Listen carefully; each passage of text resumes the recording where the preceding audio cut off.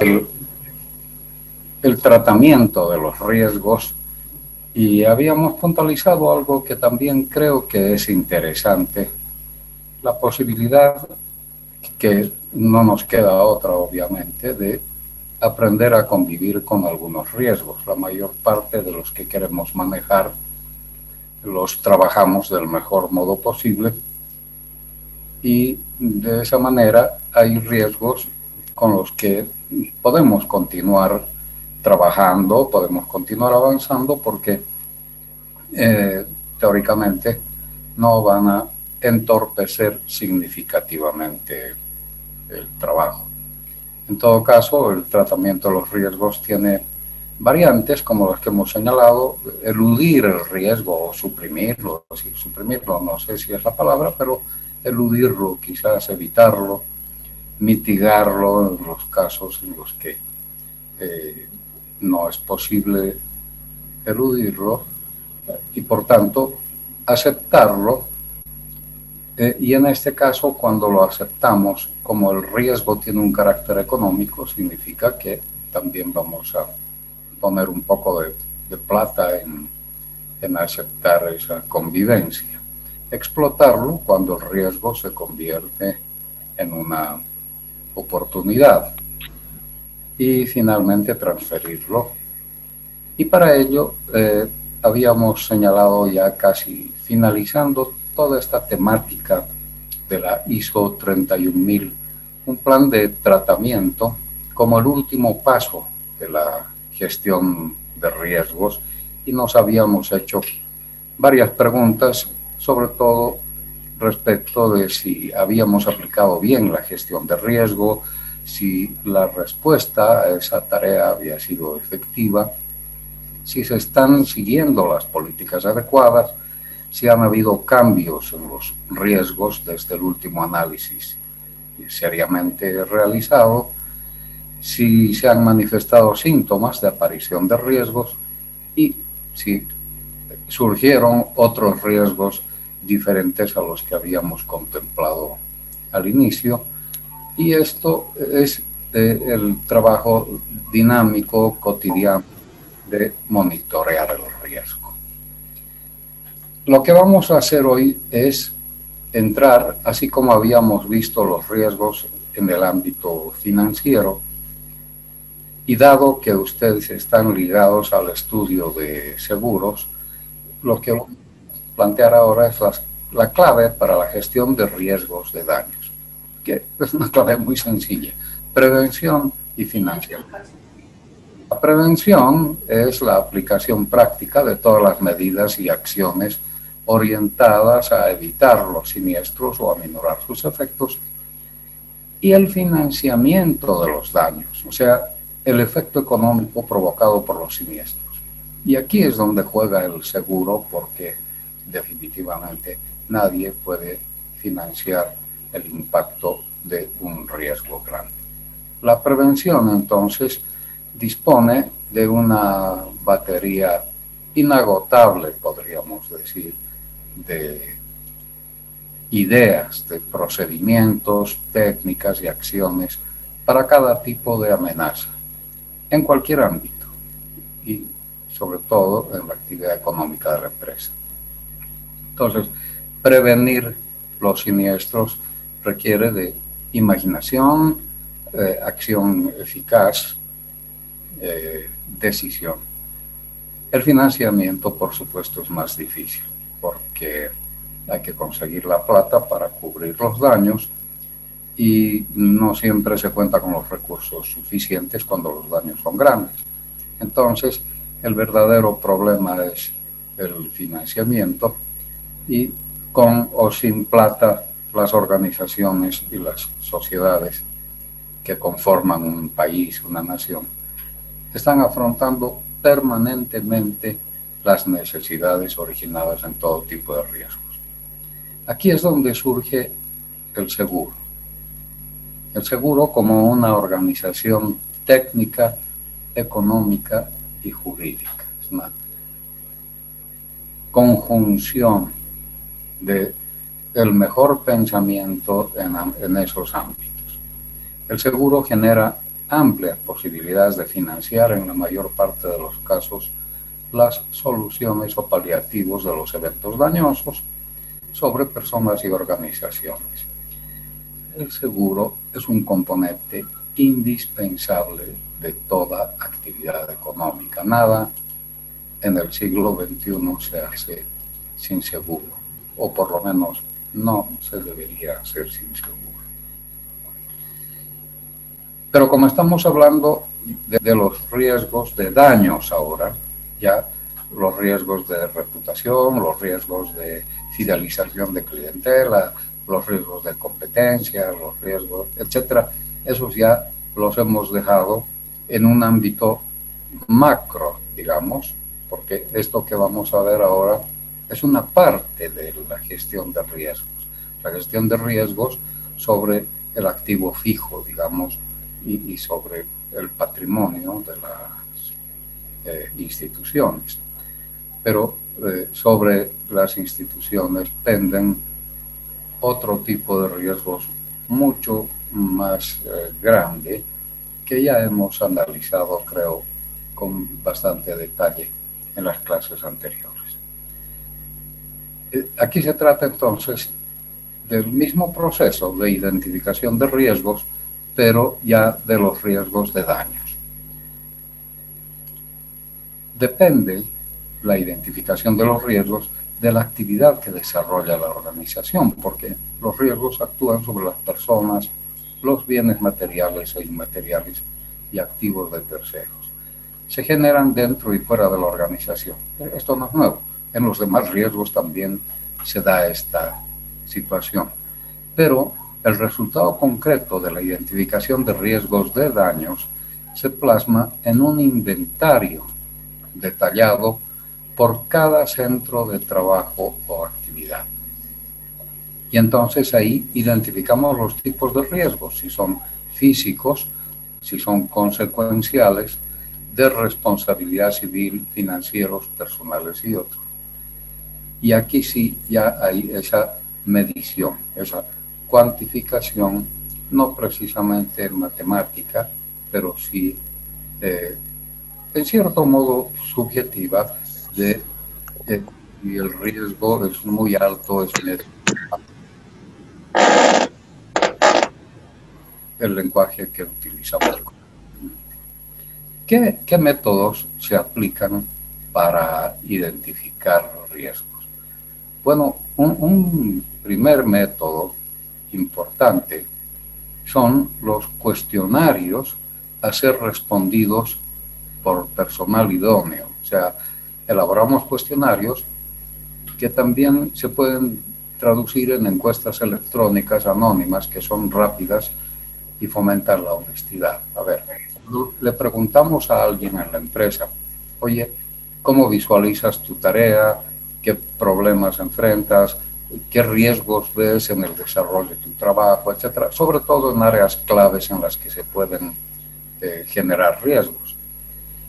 Muchas veces el funcionario, el empleado, no tiene la confianza suficiente o teme que decir cosas verídicas le podrían costar el cargo, porque su superior, el capataz o quien quiera que está encargado de esa área, cuando esa persona diga, sí, los riesgos que yo encuentro están en esta o en esta otra área, le va a decir que es un chismoso o que le está moviendo el piso.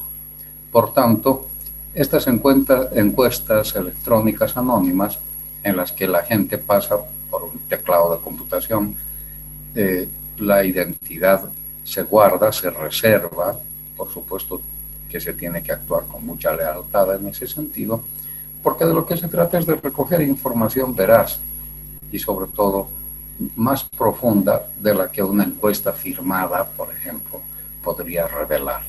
Así que los cuestionarios son muy interesantes, muy importantes.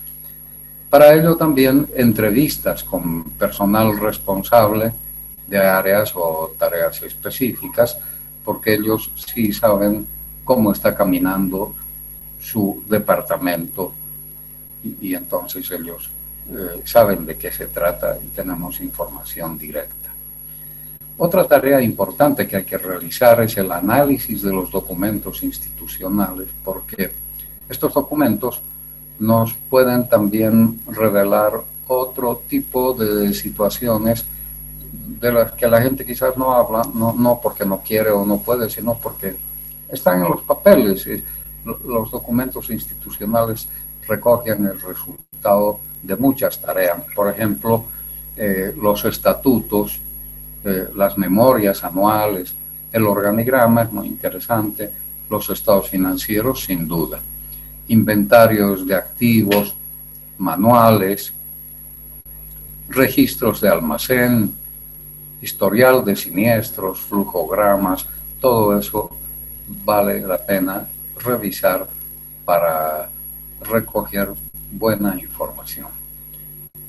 También hay que analizar los documentos contractuales, si tenemos depósitos, oficinas o algo en alquiler, el aprovisionamiento de materias primas, de combustibles, de productos y de otros servicios que necesita la entidad, el transporte, transporte de todo tipo, transporte personal o transporte de mercancías que pueden estar siendo exportadas, etc. La evaluación de insumos, la calidad de la energía que utilizamos, si la electricidad nos llega con el voltaje y el wattaje que las máquinas requieren, o el diésel, o el petróleo o el gas que estamos utilizando tienen las cualidades requeridas. Lo mismo con la materia prima, porque la materia prima es la base del producto terminado en un emprendimiento industrial, y esa materia prima tiene que tener la calidad que se exige para que el producto no tenga defectos. Hay que revisar también nuestra exposición a acciones criminales que pueden provenir sobre todo de terceros, y ahí hay que ver si el secuestro, por ejemplo, podría ser algún evento que podríamos enfrentar. El robo, sin duda, el robo se da en todas las instancias, ¿no? El sabotaje es algo que se puede controlar con un buen clima empresarial. Hemos hablado de esto, no voy a insistir mucho más porque creo que todos nos damos cuenta de que un clima sano dentro de la empresa, de respeto, sobre todo de respeto y de confianza con el personal, gana la voluntad de la gente y todo el mundo tira para el mismo lado. En cambio, la gente que se siente postergada, maltratada, ignorada, guarda dentro de sí la posibilidad de que en algún momento las cosas no le importen o llegar al límite de generar un hecho nocivo. Entonces, esto es algo que en las empresas se da y hay que tener mucho cuidado. Para eso está precisamente la actividad de recursos humanos. Creo que lo hemos comentado, gran parte de las empresas en los últimos decenios, ya no es nada nuevo, para manejar recursos humanos no contratan abogados o administradores de empresas o economistas o ingenieros, contratan psicólogos. Los psicólogos, además de su formación profesional, son muy capaces de administrar perfectamente un sistema de personal y ayuda precisamente a evitar todos estos surgimientos de los que estamos hablando. Bueno, el espionaje industrial es otra cosa, ¿no? Pero proviene de afuera y hay que ver si nosotros estamos expuestos al espionaje industrial. Otro método que hay que seguir, sin duda, es el de la inspección de riesgos in situ. O sea, no solamente hay que examinar papeles, documentos, historiales, sino que también hay que ir a ver la tienda, el almacén, la fábrica, el edificio administrativo, porque tenemos que revisar físicamente cuál es el estado del riesgo, y ustedes que estudian seguro saben de qué estoy hablando. Entonces, esto se hace, la inspección in situ, como resultado. O sea, primero hay que examinar la documentación en el aspecto de equipos y máquinas, las instrucciones de los fabricantes, si se están siguiendo como ellos lo recomiendan. Evaluamos los cuestionarios de respuesta a las preguntas acerca de qué riesgos enfrenta la gente, etcétera, y también las entrevistas que tendríamos que realizar en determinados casos. Otro tema es la revisión del layout. El layout es la distribución física en un plano, digamos, de los edificios, las instalaciones y demás. Entonces, los planos de construcción, de instalación sanitaria, de instalación eléctrica, los sistemas de eliminación de desechos y dónde están ubicadas las diferentes áreas. Todo eso está dentro de un layout que deberíamos tener a la mano. Y, por supuesto, todas las demás técnicas, métodos y procedimientos pertinentes al propósito. Entonces, todos estos son métodos para identificar riesgos, sobre todo en el área de daños.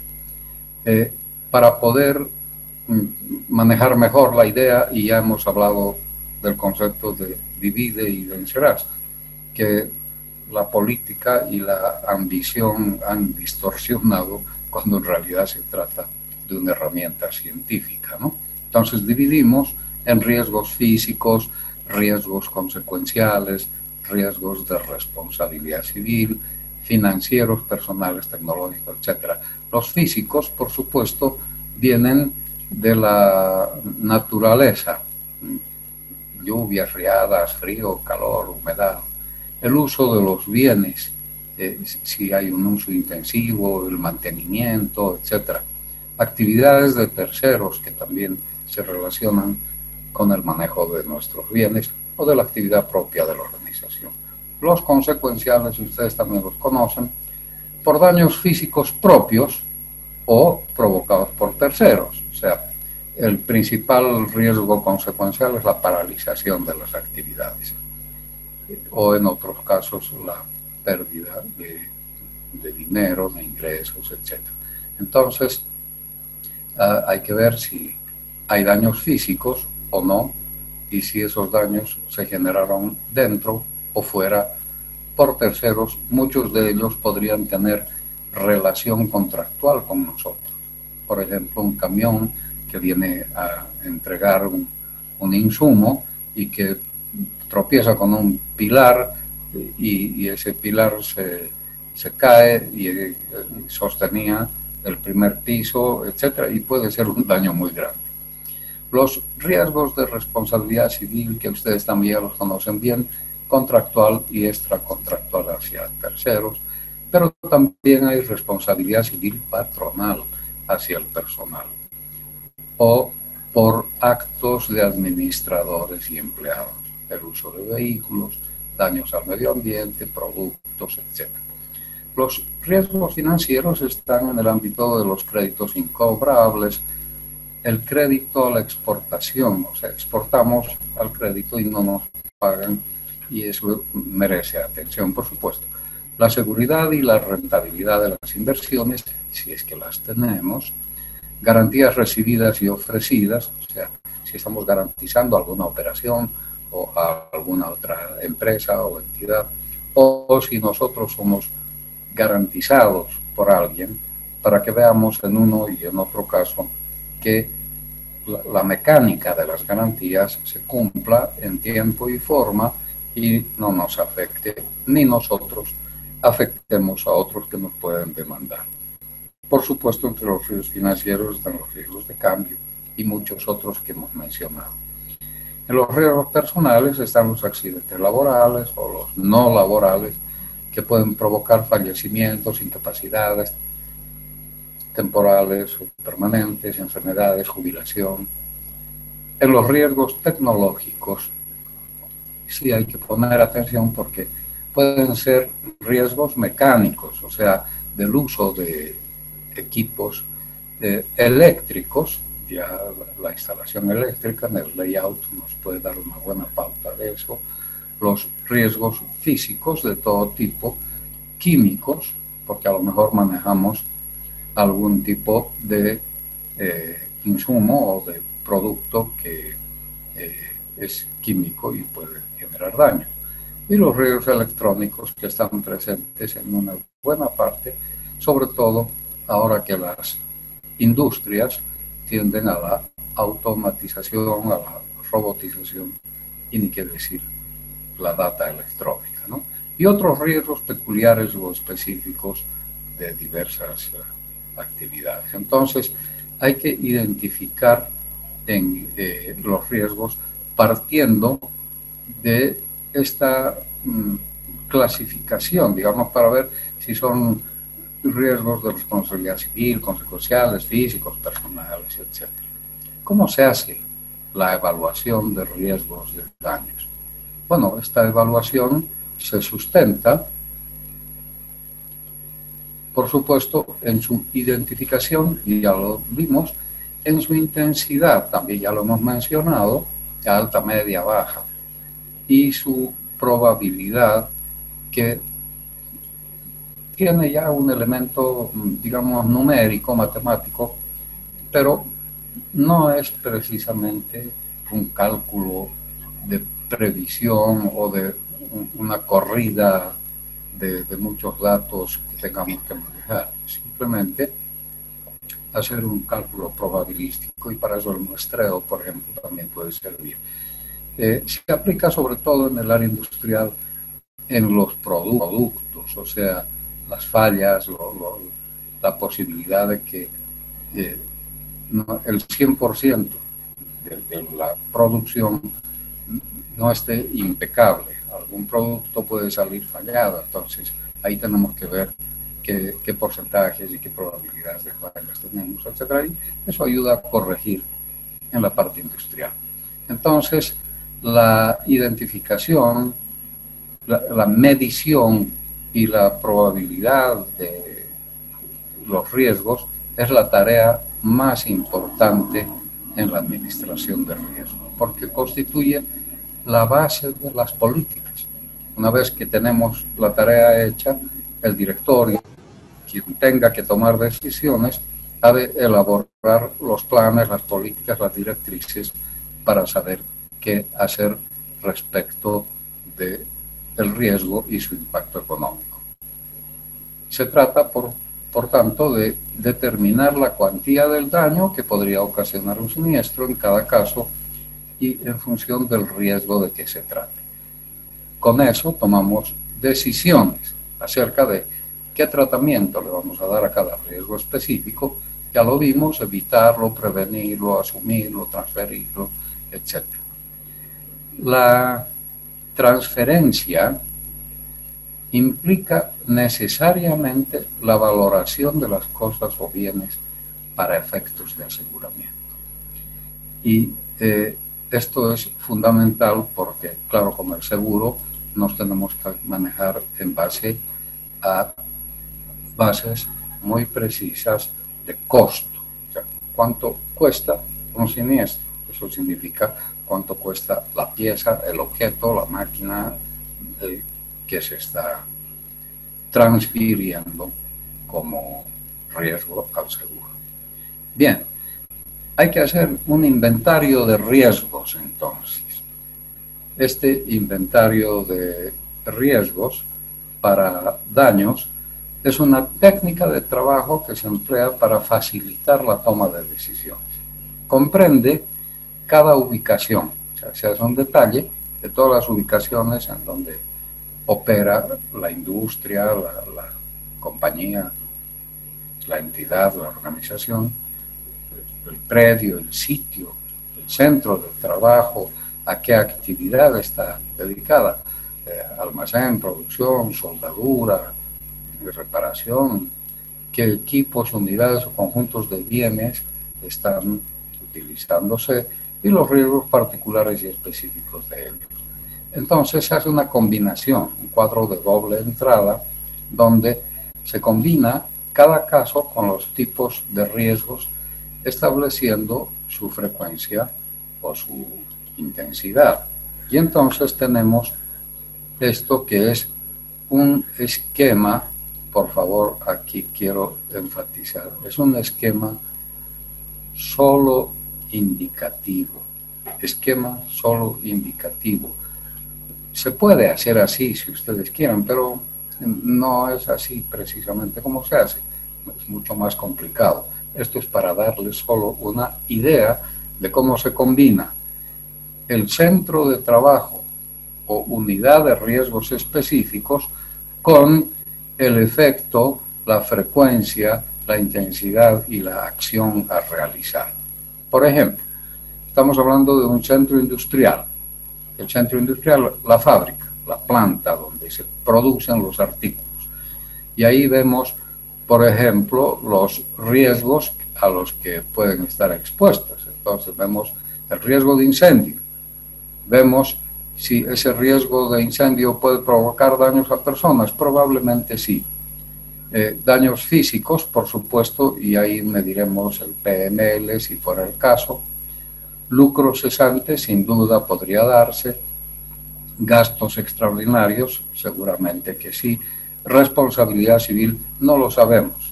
¿Sí? Si tenemos vecinos a los que el incendio podría afectar, eso es algo que habría que ver, ¿no? Entonces, esto no lo sabemos.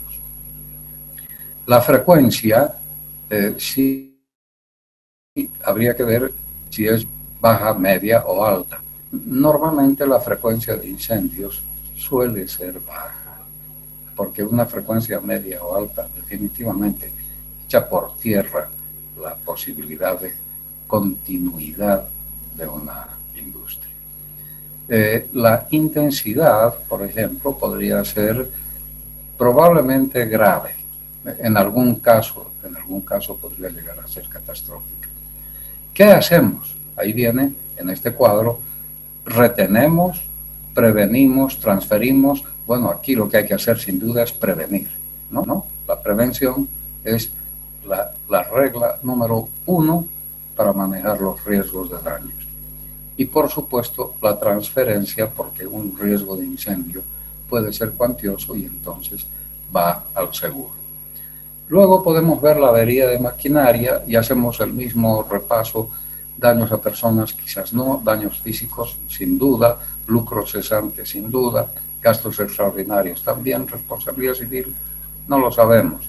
La avería de maquinaria puede tener una frecuencia quizás media, pero si fuera una frecuencia media, tendría que llamarnos la atención. Lo mejor sería lograr mediante la prevención que la frecuencia fuera baja. Simplemente estamos teorizando aquí, ¿no? La intensidad del siniestro depende del tipo de maquinaria que sea. Hay maquinarias que son el corazón de la industria y otros que son de trabajos, digamos, complementarios. Entonces, eso habría que ver, pero puede ser que la intensidad sea grave.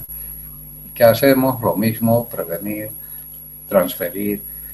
Y vamos a medir igual la inundación, el sismo, el robo, etc. Podemos luego pasar a un centro no industrial, por ejemplo, el edificio de administración. ¿Qué riesgos tiene? Volvemos a preguntarnos si pueden haber daños a personas y por supuesto que sí. En un centro no industrial, administrativo, un edificio donde va una gran cantidad de gente a sus escritorios a trabajar, sí, en caso de incendio podrían tener alguna gravedad, el efecto, etc. Lo mismo cuando analizamos el caso de otros activos, aeronaves, automotores o la responsabilidad civil que puede expresarse no solo porque el vehículo chocó con una cabina telefónica o un árbol, sino por actos más serios una responsabilidad civil empresarial que provenga incluso de productos deficientes, y si son farmacéuticos, comestibles, peor todavía, ¿no? La responsabilidad civil patronal, que nunca hay que dejarla de lado, respecto de los operarios, trabajadores, depende de qué tipo de entidades. Una empresa de construcción, por ejemplo, siempre tiene problemas de accidentes y hay una responsabilidad patronal. Los riesgos financieros, los personales y otros riesgos. Entonces, en este cuadro, como ustedes ven, se puede ir evaluando cada uno de ellos, viendo, aquí tenemos que destacar qué es lo que tenemos que ver: el efecto, la frecuencia, la intensidad, y entonces qué acción vamos a asumir respecto de cada uno de estos riesgos. Entonces, así funcionaría un inventario de riesgos que por supuesto puede plantearse de muy diferentes formas o formatos. Este es práctico. ¿Cómo se hace la evaluación de los bienes? Hay que tener en cuenta que los bienes se pueden evaluar, por una parte, para efectos administrativos y tributarios. El valor histórico, por ejemplo, el costo en la fecha de adquisición, más la inflación, menos la depreciación técnica, es lo que la contabilidad ha venido haciendo siempre. El valor contable, que es el valor en libros, o costo de adquisición, menos la depreciación contable. O el valor catastral, que es el valor fiscal para inmuebles, es lo que ha hecho el municipio en La Paz, por ejemplo, ante la venta de inmuebles con un precio que no era el real para poder pagar menos impuestos de transferencia. El municipio lo que ha hecho es crear un catastro y obligar a que el contribuyente, el propietario, registre su inmueble en el catastro, y ahí el municipio le asigna un valor.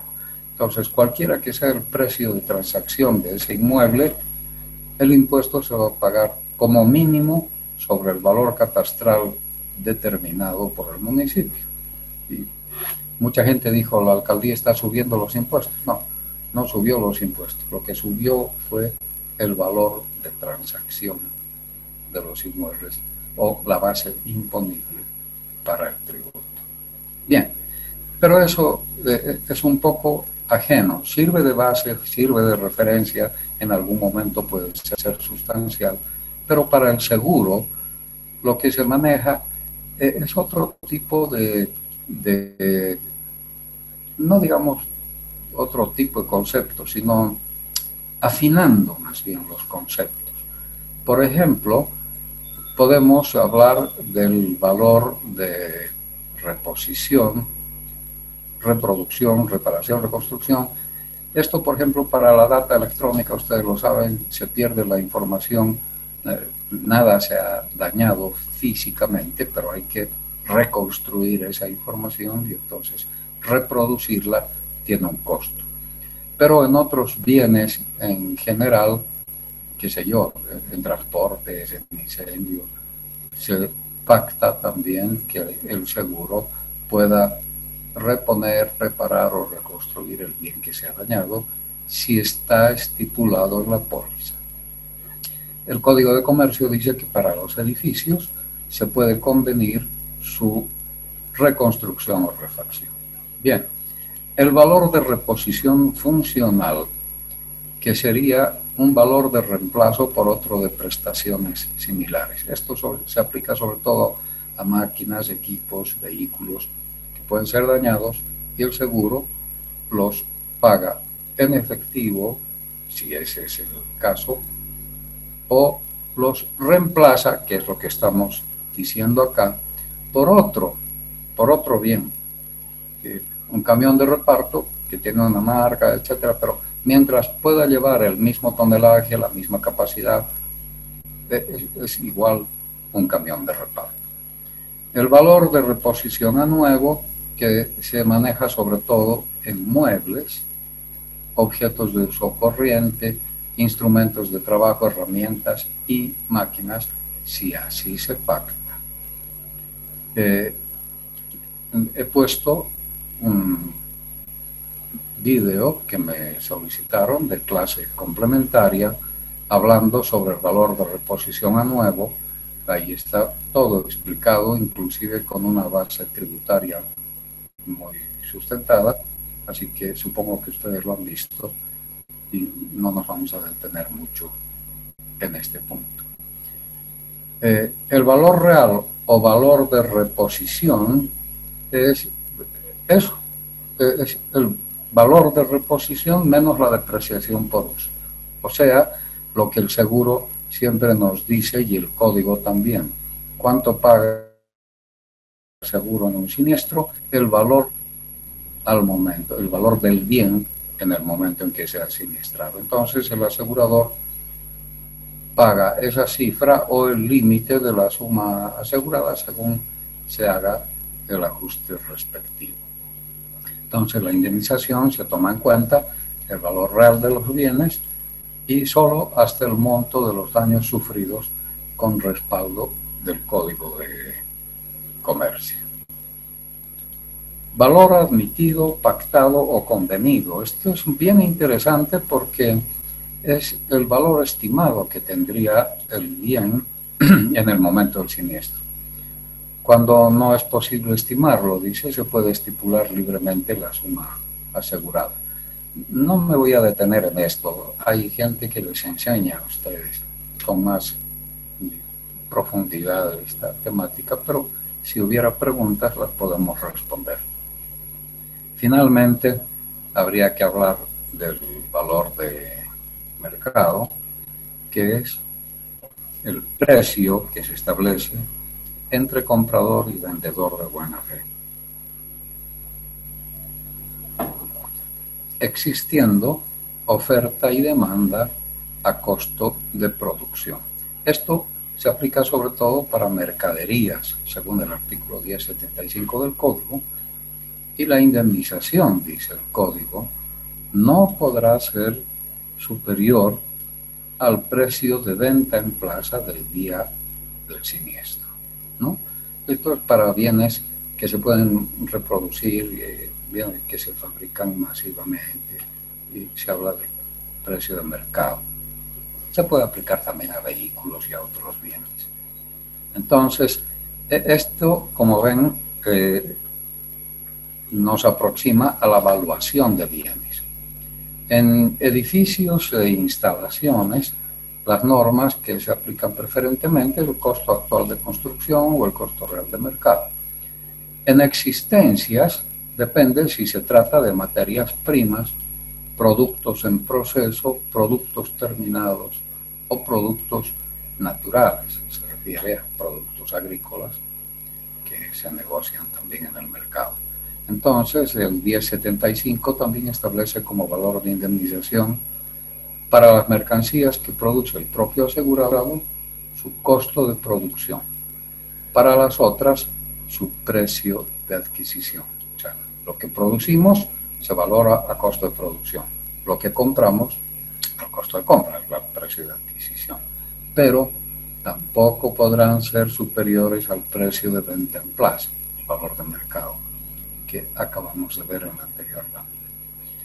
Un caso muy interesante es el de las mercancías, sobre todo las que son transportadas por compra-venta internacional y que deben asegurarse por su valor en destino final.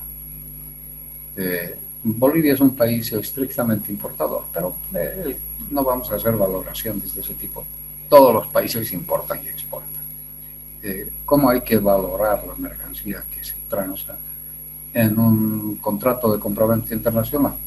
El valor en destino final, o sea, con una estructura de costos que va desde la factura de venta en origen hasta los costos de transporte, de tramitación, permisos, impuestos de salida si los hubiera, los gastos de seguro, todo lo que se haya erogado hasta poner la mercancía en destino. Pero también las mercancías se pueden asegurar a valor convenido, y para eso se habla de una póliza valuada. Y esto en transporte se usa mucho, porque gran parte de los productos que se negocian en el mercado internacional no son precisamente manufacturas que vienen en contenedor. La mayor parte de los productos que navegan todos los mares del mundo en tremendos barcos son granos o son líquidos, ¿no? Petróleo, trigo, soya, etc. Y el 85% del transporte marítimo internacional es de ese tipo de productos. Y esos productos tienen una cotización en bolsa. El petróleo, por ejemplo, fluctúa, es el ejemplo más claro.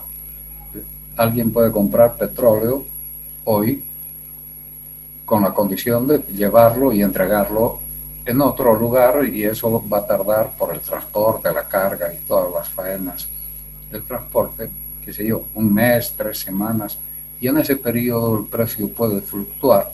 Si el buque se hunde, el seguro va a pagar el valor asegurado o el valor del mercado, el valor al día del siniestro. Bueno, para evitar eso, se hace un valor convenido. Se le pone un precio al barril de petróleo que se está asegurando, y entonces cualquiera sea el movimiento que tenga ese precio, el seguro va a pagar el valor convenido. Bien, para equipo industrial y de oficina, aquí se habla sobre todo, o se recomienda, el aseguramiento por su valor de reposición anual. ¿Qué casos especiales de evaluación existen en el seguro? Entonces, acabamos de hablar de la póliza valuada, y como seguramente ustedes también tratan esto en otras clases, no vamos a profundizar, excepto insistir que y yo les recomiendo que vean el Código de Comercio, el artículo 1160 en el seguro marítimo, donde específicamente se trata del tema de pólizas valuadas o del valor convenido. En transportes sí se utiliza. El valor admitido, que es lo mismo, es una forma de decir lo mismo, valor convenido o valor admitido, pero tiene una pequeña diferencia, y es que se estima que el valor admitido es el que corresponde al bien en el momento del siniestro, y el asegurador se reserva el derecho de probar si la suma estipulada supera en mucho el valor real de los bienes asegurados. Está por demás decir que un valor convenido o valor admitido tiene que ser negociado entre el asegurado y el asegurador tiene que emitir el anexo o el documento respectivo de aceptación de ese valor. Un caso especial es el que todo el mundo lo pone como ejemplo, y que realmente es muy raro esto de en los casos en que no sea posible hacer la estimación previa en dinero, puede estipularse la suma asegurada. Me acuerdo que alguna vez teníamos que asegurar los cuadros coloniales que están en el Banco Central de Bolivia y que estaban en gira yendo a Europa a una exposición en varias ciudades. Bueno, ahí sí se puede hablar de un valor admitido cuando no es posible hacer la estimación. Pero en los demás casos siempre es posible la estimación, porque ¿para qué si no están los perímetros? ¿Cómo se hace la evaluación de los riesgos consecuenciales? Se denominan también interrupción de la explotación, pérdida de beneficios, perjuicio por paralización, lucro cesante, business interruption, uso y ocupación, tiene todos esos nombres. En el Código de Comercio se llaman daños indirectos. hay que separar en la evaluación de los riesgos consecuenciales si se generan sin daños físicos por incumplimiento o por causa de terceros. Por ejemplo, tenemos un contrato de provisión de insumos y la planta confía en que el proveedor de insumos no va a fallar nunca, pero ese proveedor de insumos puede tener un incendio, un accidente, se interrumpe el aprovisionamiento y nosotros paramos sin que hayamos tenido un daño interno, sino por causa de un tercero, ¿no? Eso puede pasar con proveedores de insumos o de materias primas, o que nos corten la energía, nos suspenden el aprovisionamiento de gas, diésel, energía eléctrica, etcétera, o de otro tipo de servicios.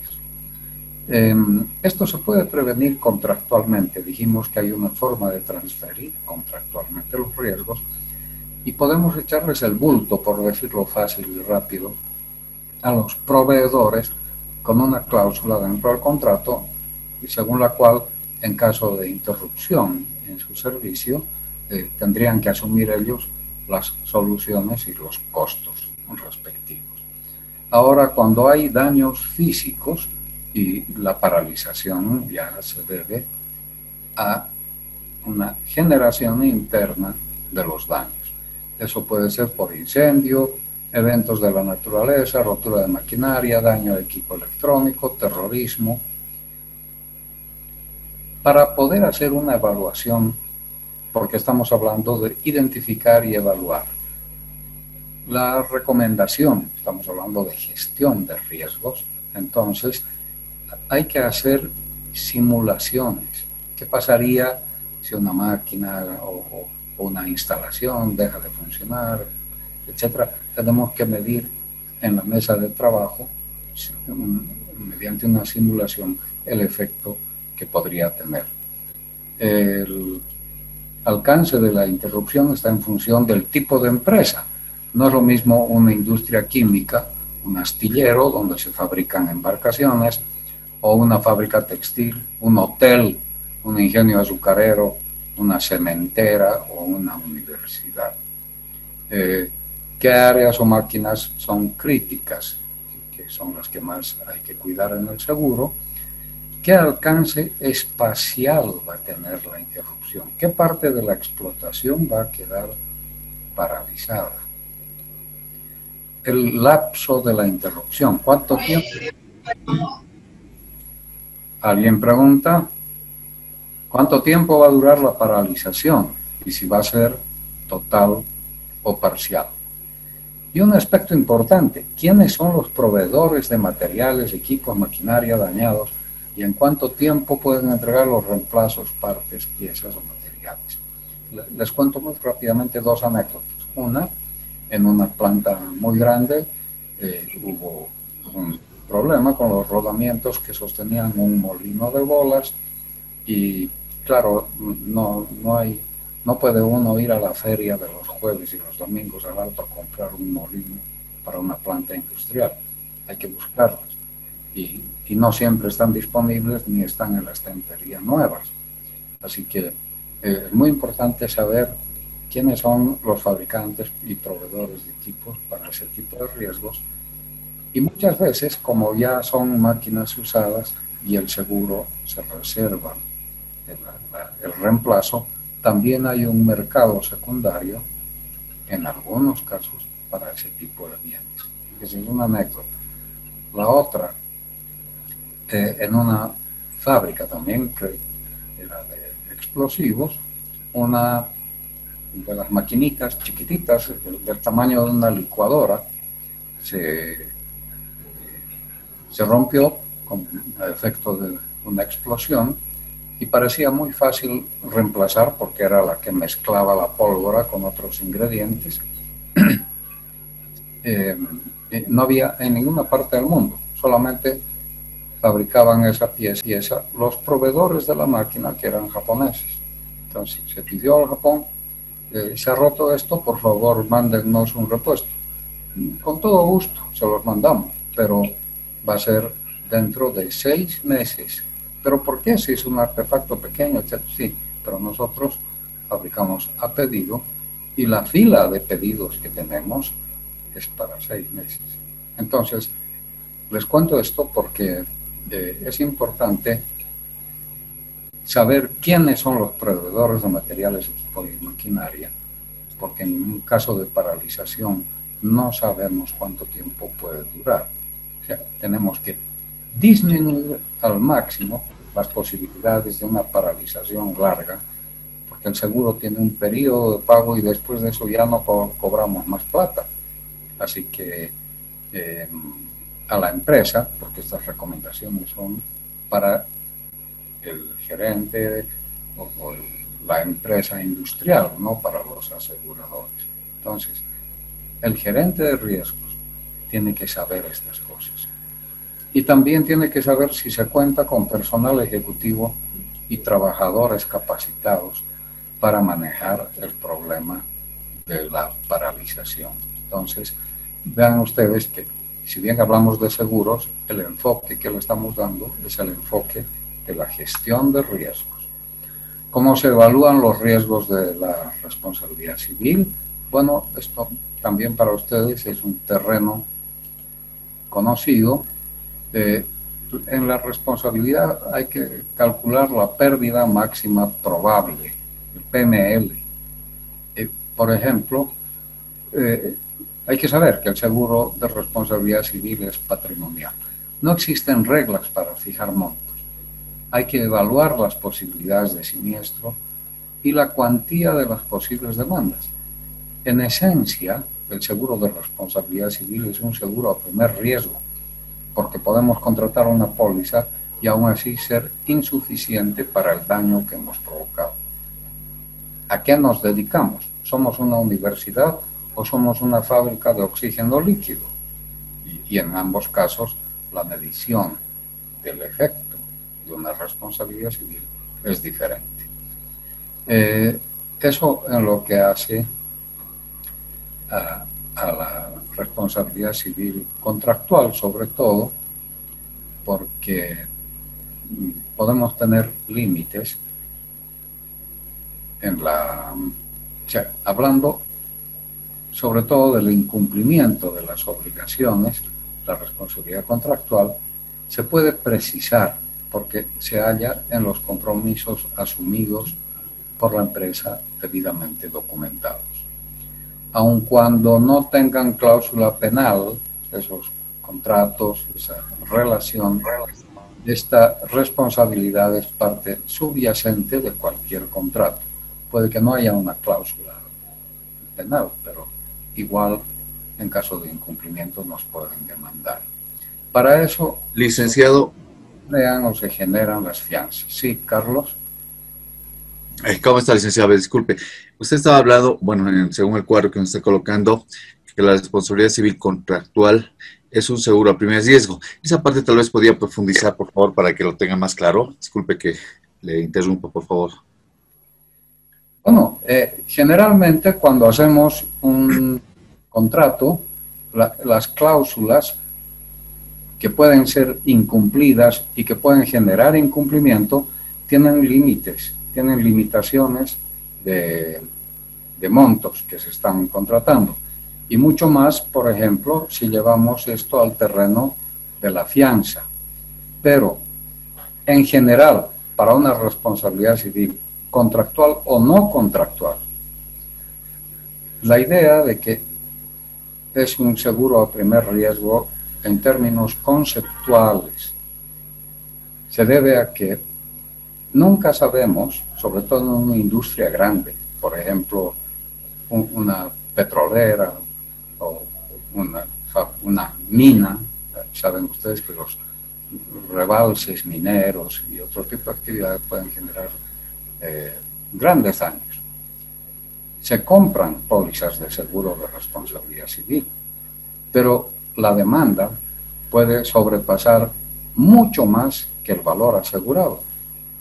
Entonces, cualquiera sea el monto que le pongamos a la responsabilidad civil, tiene un límite y la demanda puede ser superior a eso. Entonces, en ese sentido conceptual, siempre un seguro de responsabilidad civil va a ser como un seguro a primer riesgo.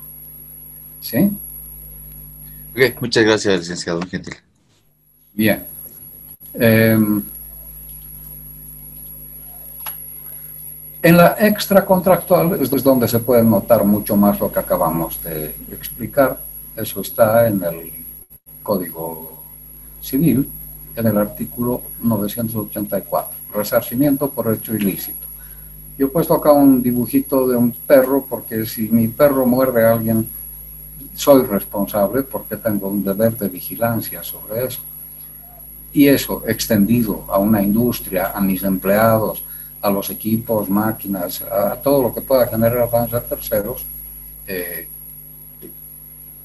genera esta responsabilidad civil, porque quien quiera dice que con un hecho doloso, por supuesto el que comete un delito, además del delito, tiene una responsabilidad civil.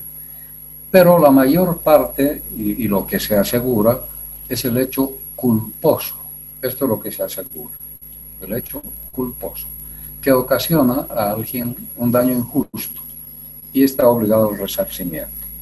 Bien, lo que hacemos es trasladar ese daño patrimonial que podríamos tener a alguien que lo puede asumir, que es el seguro.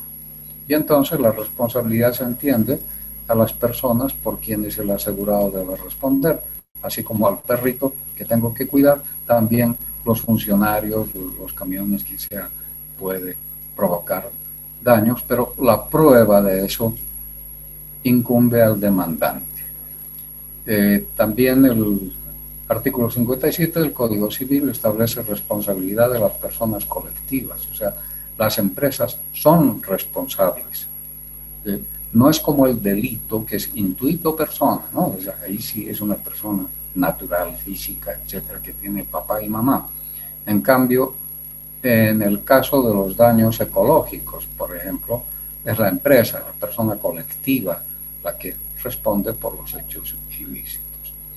Y también el Código de Comercio dice que en el seguro de responsabilidad civil, por el ejercicio de una explotación industrial o comercial, comprende la responsabilidad de las personas que ejercen funciones directivas. O sea, esto es lo que se cubre generalmente con las pólizas de Directors and Officers, ¿no? DIO, etc. Bien, las obligaciones extracontractuales por hecho ilícito surgen por daños físicos a un vecino, arrendatario, bienes de terceros en un depósito, productos y servicios, medio ambiente y comunidad, actos de los empleados cuando están cumpliendo sus tareas y por tanto hacen responsable a la empresa. Lo que hagan los empleados en su casa o el día domingo es otra cosa, pero cuando hacen daño en el momento en que están cumpliendo su tarea, sí comprometen a la empresa por el uso de máquinas y equipos y todas las que se encuadren en la legislación. Esto ustedes lo conocen bien. Los riesgos financieros, laborales, personales y otros. Bueno, los riesgos financieros son principalmente los de caución y de crédito, ¿no? Si hemos ofrecido o sustentamos unas garantías que probablemente se puedan liquidar y que nos pueden afectar, entonces hay que hacer el seguimiento de las garantías ofrecidas para evitar el incumplimiento. También se generan por insolvencia de deudores por créditos en ventas o en exportaciones. Los riesgos de cambio, inflación, interés, de servicio, pago de deudas, muchos de estos no son asegurables, ya lo sabemos, y estos pasarían al ámbito macro del que hemos hablado en la primera parte. Entre los riesgos laborales y personales tenemos que mencionar la vigencia y el pago oportuno de los seguros obligatorios de corto y largo plazo. Hay muchas empresas que les deben a las AFPs y están expuestas a demandas. Creo que algo de eso ya se está haciendo. Hay la responsabilidad civil patronal, que ya hemos mencionado. Por supuesto, se van a generar accidentes al personal permanente y eventual, y el secuestro o fallecimiento del personal clave es algo que tenemos que tener muy en cuenta. La ley del trabajo dice que el patrono está obligado a adoptar todas las precauciones necesarias para proteger la vida, salud, y esto es interesante, ¿no? Vida, salud y moralidad de sus trabajadores. Bueno, este código data de mucho tiempo atrás, siempre se va actualizando, mejorando, complementando, pero actualmente tendría que ver, por ejemplo, con el acoso que se hace en el ambiente laboral, ¿no? Bien, tomar medidas para evitar los accidentes, evitar accidentes y enfermedades profesionales, asegurar la comodidad, ventilación de los locales de trabajo, instalará servicios sanitarios adecuados, cumplirá prescripciones de reglamento. Cada empresa comercial e industrial tiene que presentar un reglamento, eso se hace, si no me equivoco, anualmente. Lo interesante es que esta ley del trabajo dice que toda empresa o establecimiento está obligada a pagar a los empleados, obreros o aprendices. Hay empresas que se sacan el bulto de encima porque no, era un pasante, no era de planta, no estaba en planilla. Las indemnizaciones previstas por los accidentes o enfermedades profesionales ocurridos en razón del trabajo, exista o no culpa o negligencia por parte suya, que también es otra forma que las empresas tienen de sacarse el bulto y decir, no, pero la empresa ha tomado todas las precauciones, ha hecho capacitación, pero es el trabajador el que no ha cumplido con las recomendaciones. Bueno, aquí dice, exista o no negligencia por parte de la empresa o del trabajador. O sea, de lo que se trata es de atender a la víctima, cualquiera sea la causa en que se hubiera producido el daño. Licenciado. Esta obligación rige, un momento, el trabajador sirva bajo la dependencia de un contratista de que se valga el patrono para la explotación de su industria. O sea, incluso alcanza a los contratistas. ¿Sí? ¿Cuál es la pregunta, Jaime? Licenciado, este artículo 79, evidentemente establece que los empleadores tienen la obligación de pagar las indemnizaciones previstas para accidentes o enfermedades profesionales. Pero como usted bien indicaba, esta norma ha sido redactada en el año 44. El año 1944, cuando todavía no se tenía el Código de Seguridad Social. El Código de Seguridad Social, como conocemos, es del año 56, ¿no? Entonces, el esquema actualmente para los empleadores consiste más bien en que el empleador tiene que pagar las contribuciones a la caja y a la AFP y se libera de estas responsabilidades del artículo 79. Entonces, cuando hemos tenido algún problema con algún trabajador y con el Ministerio de Trabajo y con la Confederación de Empresarios sobre este tema, hemos dicho, ¿por qué no se saca este artículo 79 si es que ya está en ejercicio el sistema de seguridad obligatorio, ¿no? El de corto plazo, que es las cajas, y el de largo plazo con las AFPs. Y nos han explicado que la razón para conservar este artículo es que algunos empleadores no los aseguran a sus trabajadores o tienen contratistas que no aseguran a sus respectivos dependientes. Entonces, para proteger a la gente que no ha aportado, que no ha pagado, este artículo se mantiene subsistente. ¿Qué quiero decir en resumen? Que si un empleador paga las cotizaciones correctamente por los montos totalmente pagados a su personal y controla que los contratistas también hagan lo propio, como mecanismo previo de pago de sus facturas, etcétera, se libera de esta responsabilidad. Esta responsabilidad solamente le alcanza al empleador si es que su personal no está afiliado en caja y en AFP. Ese es el comentario, licenciado. Gracias, Jaime. Sí, muy ilustrativo lo que dices. Lo importante que a mí me interesa destacar de este articulado es, sobre todo, para que se genere conciencia, estamos hablando de gestión de riesgos, respecto de la responsabilidad del patrono sobre la gente que trabaja para la entidad. Pero sí, y gracias, evidentemente, el Código de Seguridad Social y lo que decíamos, todo esto se ha venido actualizando y no vamos a entrar en consideraciones que no vienen al caso, pero sabemos que sobre todo en la ley laboral hay un cúmulo realmente extraordinario de normativa, de reglamentación, etcétera, que hace muy confuso, incluso para el especialista, para el abogado laboral, el poder determinar en un caso específico o la defensa de su cliente o el planteamiento de una demanda. Pero sí, gracias por el aporte. Lo que dices es correcto, es así. Bien, ¿qué obligaciones tienen los patronos?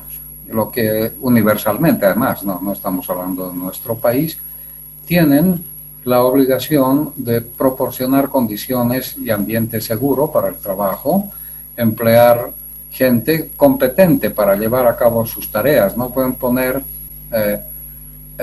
en un lugar, a ver, yo recuerdo una anécdota, quizás no viene al caso en el tema laboral, pero puede servir.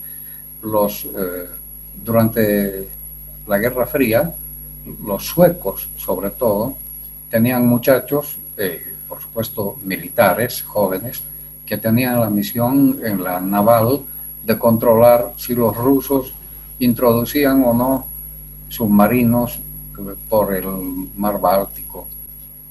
Y entonces estos chicos parece que no escuchaban bien lo que el radar les estaba dando como señales. Descubrieron que los submarinos rusos entraban por donde querían y no los detectaban. ¿Qué resultado había? Estos chicos, que eran adictos a las discotecas, eran medio sordos. Y entonces para ellos era difícil poder escuchar el sonar.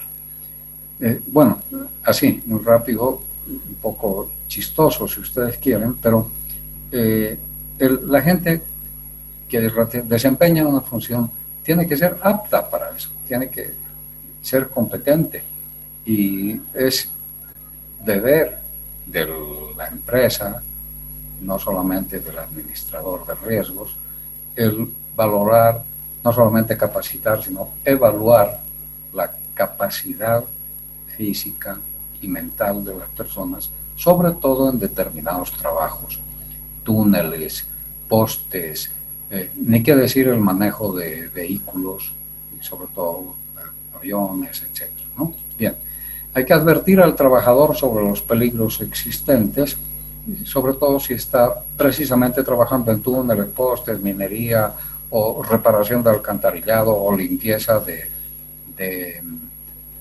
tanques de gasolina, qué sé yo.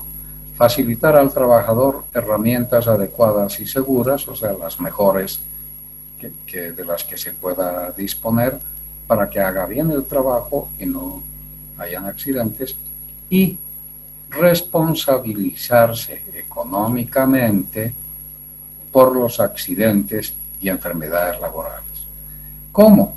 Puede ser precisamente como lo dispone el código acá, mediante el seguro social, pero también mediante el seguro privado, porque ustedes saben que se pueden contratar pólizas también para que el empresario pueda afrontar circunstancias de esta naturaleza.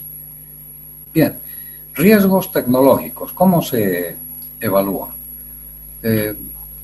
Estos riesgos son riesgos mecánicos, eléctricos, físicos, químicos, electrónicos.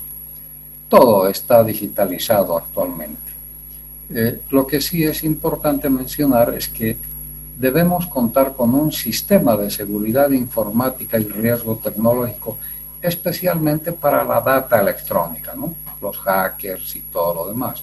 Pero esto del riesgo tecnológico se aplica, por ejemplo, a la robotización, a toda índole de equipos cibernéticos que pueden ser industriales, médicos, equipos que automatizan las operaciones, el manejo de materiales peligrosos y, por supuesto, lo que decimos, la data electrónica. Ustedes ya esto lo pueden ver en el internet, pueden aproximarse. Precisamente estamos hablando de normas y hay la ISO 27001 para seguridad de la información y riesgo tecnológico, la NIST 830, PSI, CISA, etc. No todas vienen de ISO, pero son normas creadas por especialistas y que se pueden utilizar. Simplemente también como botón para este tema que estamos tratando, les menciono que, por ejemplo, acá, Edward Snowden, el ex analista de la CIA, responsabilizó a la Agencia de Seguridad Nacional de Estados Unidos del ataque masivo cibernético de este viernes, se refiere al viernes 12 de mayo del 2017, que afectó a hospitales en el Reino Unido y a miles de equipos informáticos en al menos 74 países. Y eso lo dijo Edward Snowden, responsabilizando a la Agencia de Seguridad Nacional de Estados Unidos. Entonces, no es un tema menor el de la protección y la gestión de riesgos tecnológicos. Entremos rápidamente a esto. Aplicación en acciones y tareas en riesgos industriales. Ya hemos hablado de los riesgos financieros, seguros, en general hemos hablado de los riesgos de daños y ahora específicamente en industrias.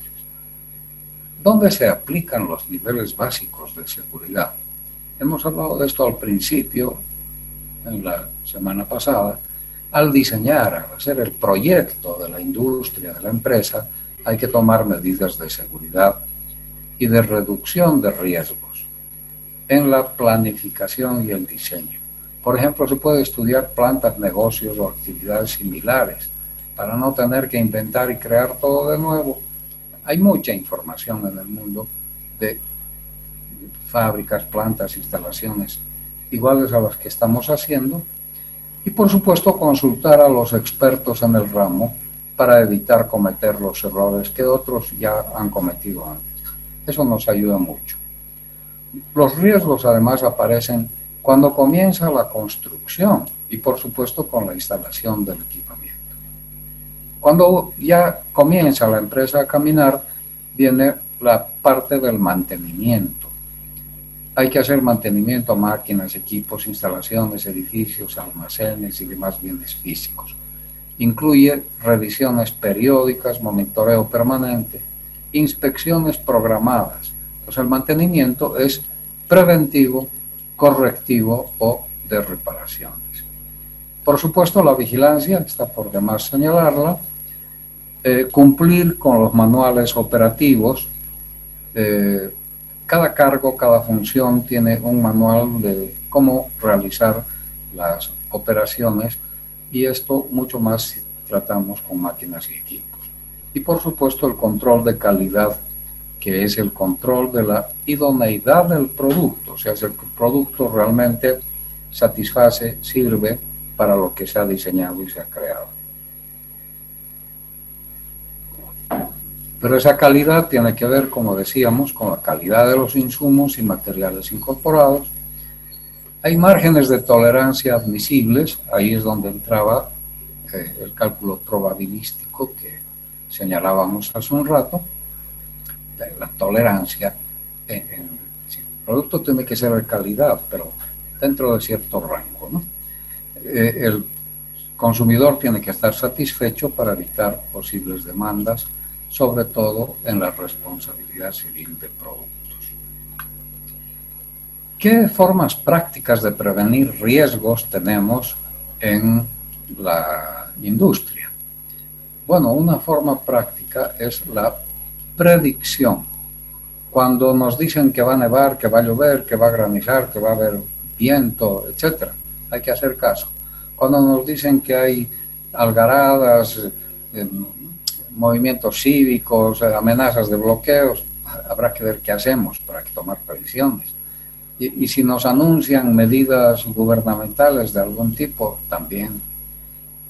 Y sobre todo hay que revisar el vencimiento de las obligaciones. Si tenemos créditos que pagar o mercancía que abastecer a nuestros clientes, etc. La protección es otra forma práctica de prevenir riesgos. Usar casco, equipo de seguridad, manejar técnicas de almacenaje, contar con hidrantes cercanos, tanques de agua. Esas medidas son de protección activa o de protección pasiva. Las medidas de protección activa necesitan que alguien las ponga a funcionar. Las medidas de protección pasiva no requieren de nadie y ahí tienen ustedes un diagramita, un rayo que cae. Para rayos no necesita que nadie lo accione, está puesto ahí. Pero también se puede hablar de muros de contención de tierra o de agua, separar las edificaciones, hacer cubículos para calderos. Cuando un caldero estalla o explota o se quema, puede tener una onda expansiva que daña a todo el resto. Entonces lo mejor, lo aconsejable es poner los calderos en cubículos de cemento que puedan resistir una explosión. Para rayos, por supuesto, muros cortafuegos o cláusulas de exoneración de responsabilidad en los contratos. Y cuando tenemos contratos de abastecimiento y provisión, ya lo hemos mencionado, dentro de lo legal se puede echar el bulto a la otra parte del contrato. Duplicar sujetos, esta es otra forma, equipos que sustituyan inmediatamente la operación o función del elemento base. El hecho de que un hospital o una universidad o en un edificio en general se corta la luz y la gente no sabe qué hacer, ni los ascensores, ni la computadora, nada funciona. Bueno, hay sistemas de arranque de generadores eléctricos que se pueden instalar y por tanto impedir que el corte de energía pueda fastidiarnos. O por ejemplo, en un pozo de agua del cual se abastece la fábrica, que ese es un caso bastante frecuente, porque se necesita mucha cantidad de agua para la producción industrial. En un pozo de agua tenemos una bomba que nos extrae el producto desde el subsuelo. ¿Qué pasa si en algún momento esa bomba se obstruye o se descompone? Deberíamos tener otra paralela para que, en caso de obstrucción, igual que el generador eléctrico, también pueda arrancar y continuar extrayendo el agua hasta que reparemos la bomba principal o la bomba paralela. Entonces, son formas prácticas que estamos señalando. Reuniones de seguridad.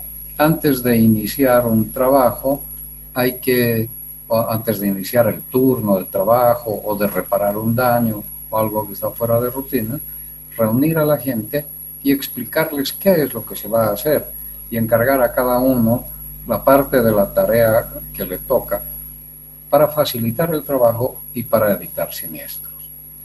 El adiestramiento personal también es otra forma para las acciones de emergencia y salvamento, sobre todo, ¿no? Los simulacros de incendios, de explosión, vientos, inundación. La detección precoz. Esto depende de los medios que tengamos para el control de siniestros. Sensores, detectores y, por supuesto, alarmas, pero también arqueos de caja y pruebas de consistencia informática sin aviso, porque así como podemos detectar precozmente un siniestro de daños, podemos detectar también con cierta precocidad si alguien está metiendo la mano a la lata, por decirlo así, en la parte de la caja, o si alguien está manejando el sistema informático de modo irregular y que nos puede causar daño. Entonces, esos arqueos de caja y las pruebas de consistencia informática son importantes. Esa es la detección precoz, pero luego viene el control precoz, que significa que cuando un siniestro se declara, tenemos las herramientas, la preparación, la formación, la capacitación para acudir de inmediato y evitar que se propague, que se mantenga a nivel de conato y que no llegue a materializarse. Entonces, su eficacia se basa en la reacción inmediata de las alarmas o avisos, ¿no? Entonces, planes para emergencias, salvamento, operación de hidrantes, etc. Por supuesto, hay que cumplir las instrucciones de los fabricantes en los equipos, máquinas, manejo de productos químicos. Hay que ver si tenemos cercanía o no a los servicios públicos de incendio. Hay que tener muchas precauciones para soldaduras. Hace poco hubo un incendio ahí en Calacoto, un edificio que se estaba construyendo. En realidad no se ha incendiado el edificio, se ha incendiado, se ha quemado parte del plastoformo que se utiliza para el aislamiento de los pisos, pero genera mucho humo y por supuesto da la impresión de que hay un incendio grande. Pero ¿por qué se produce eso? Por la soldadura. Hace muchos años, cuando se iba a inaugurar el multicine en Santa Cruz, a 4 o 3 días de la inauguración se incendió, precisamente por no tomar precauciones en una de las últimas soldaduras que se estaban haciendo y se tuvo que postergar la inauguración, por supuesto.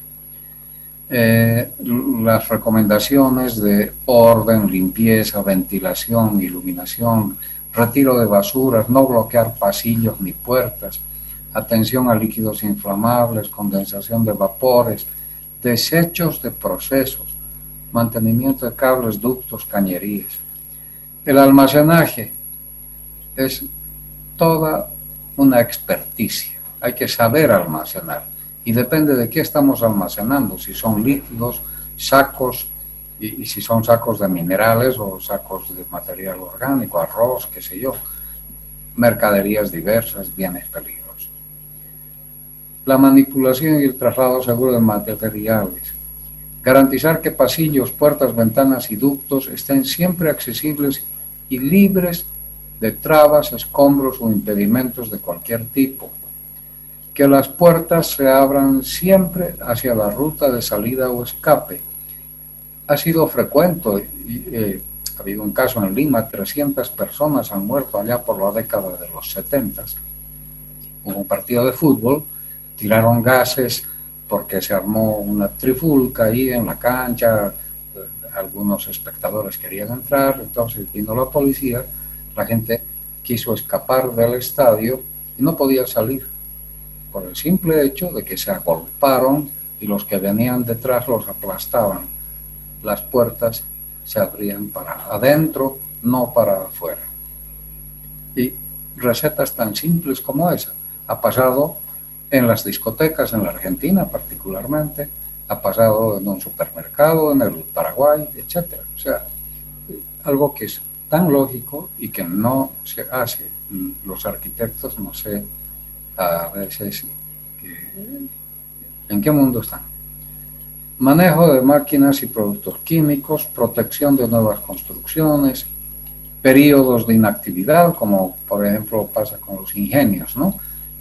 O en los hoteles de temporada, se realiza mantenimiento y protección cuando no están a full.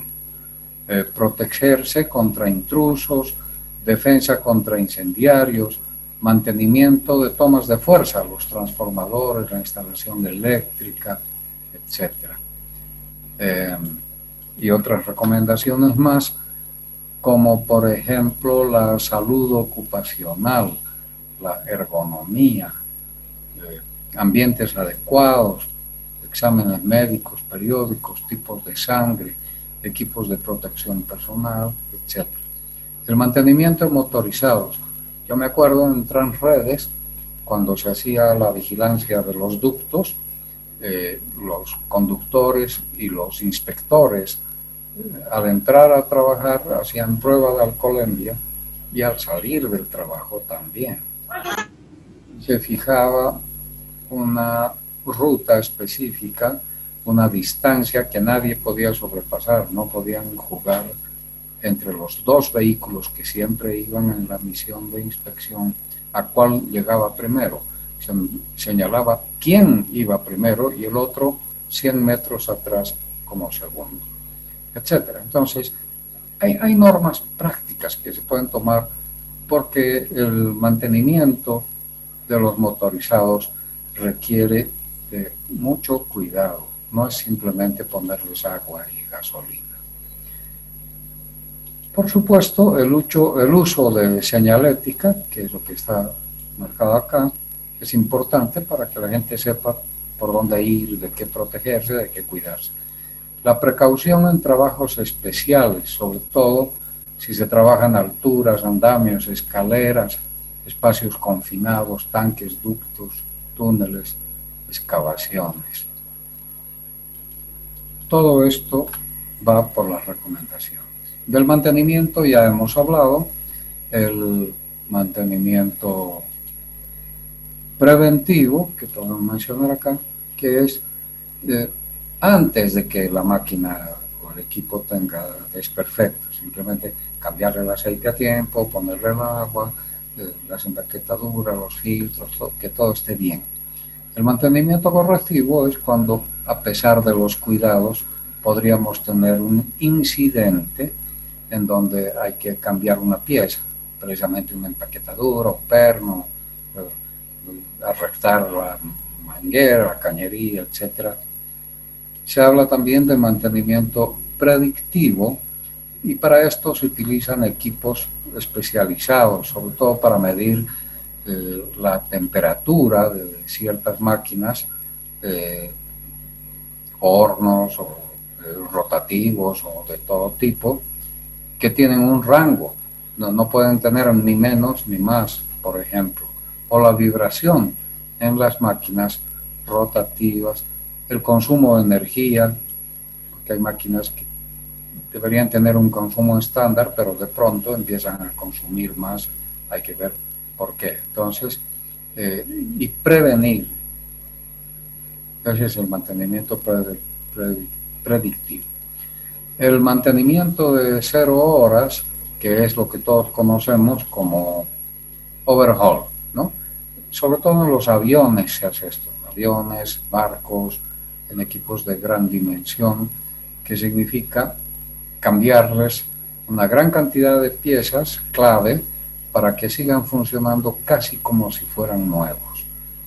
Y el mantenimiento en uso, que es un invento japonés muy interesante y que significa que cada operario tiene la responsabilidad de que al mismo tiempo que está operando la máquina, que la está haciendo funcionar, al mismo tiempo también le va haciendo los recambios, los ajustes y todo lo que necesite.